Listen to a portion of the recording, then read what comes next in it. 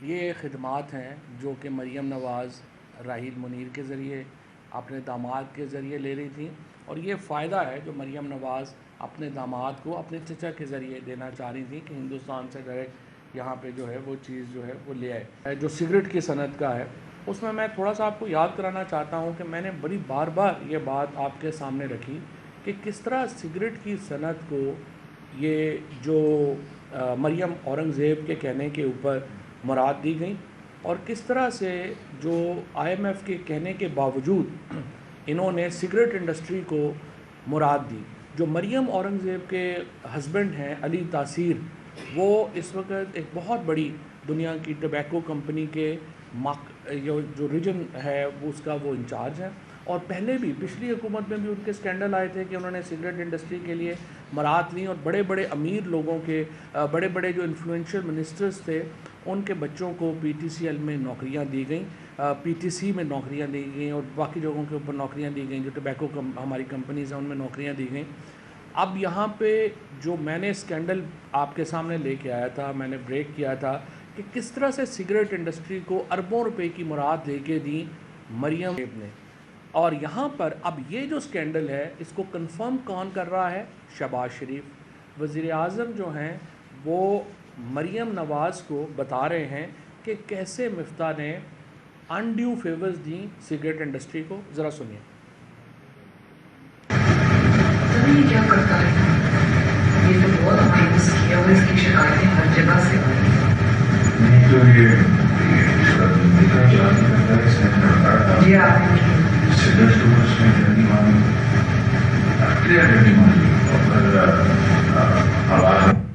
Cigarette پہ شہباز شریف کہہ رہے ہیں کہ سگریٹ آئی ایم ایف کے کہنے کے باوجود سگریٹس کو جو ہے وہ اس نے ڈنڈی ماری، اور کلیئر ڈنڈی ماری۔ اب شہباز شریف اپنے فائنانس منسٹر کے اوپر واضح طور کے اوپر اس کو چارج شیٹ کر رہے ہیں کہ سگریٹ کی انڈسٹری کو اس نے جو مراد دیں وہ ڈنڈی ماری تھی، اور کلیئر ڈنڈی ماری تھی، اور یہی وہ بات تھی جو آپ سے عرصہ پہلے میں آپ کے سامنے لے کے آیا تھا کہ اس کے پیچھے لیکن مریم اورنگزیب تھیں۔ مریم اورنگزیب کے جو ہسبینڈ تھے انہوں نے سگریٹ انڈسٹری کے لیے لابنگ کی، اور آج جو ہم نے ایلیگیشن لگایا تھا وہ کوئی اور کنفرم نہیں کر رہا، وہ خود شہباز شریف جو ہے وہ کنفرم اس کو کر رہے ہیں۔ اب اس سے آگے چلیے،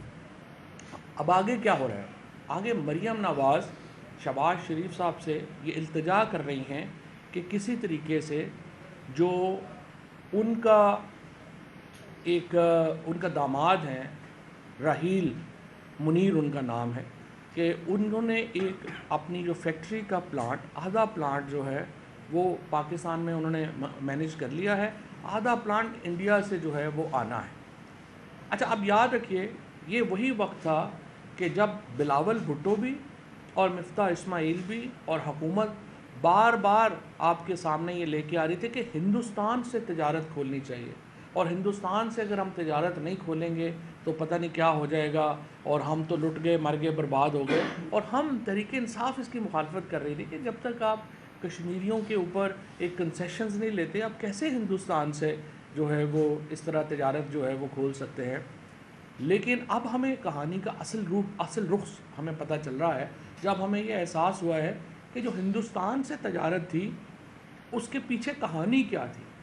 ہندوستان سے پیچھے کیا کہانی تھی۔ پہلے ذرا مریم نواز اور شہباز شریف کا اپنے داماد کے اوپر یہ کلپ سنیں۔ پیش کر لیں گے 3-4 مہینے بعد ڈالیں، اس کا فلیک آئے گا تک چلیے اس کو ذرا ان کو آن بورڈ لے کے، اس کی بیوی کا ویسے بھی سرجری ہوئی ہوئی ہے تو وہ کوئی تھوڑا سا ریسٹ کر کے ایک کام سر، کل مجھے مریم صاحب ہمارا تھوڑا سا چیٹ ہوا تھا، وہ بالکل نہیں کرنے کا سر، بہت فلیک آئے گا۔ کیا یہ جو ان کے داماد ہے نا سر راحیل، یہ کوئی وہ مجھے دیا کیا ان کا کیس دیا، آپ اس کو دیکھ لیں گے، میں بات سنیں نا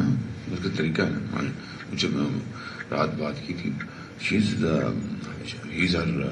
سن in law, very dear to her and rightly so, کر کے لاجیکلی آپ بیٹھ کے ان کو مل کے یا یہ ملنے کہ جی یہ ایشوز ہیں، یہ میں کہتا دو کام ہوتا ہے سر، ایک ان کا گریڈ اسٹیشن آدھا آ گیا ہوا انڈیا سے پلانٹ، وہی ہے نا، ایسا ہی ہے سر، ہاں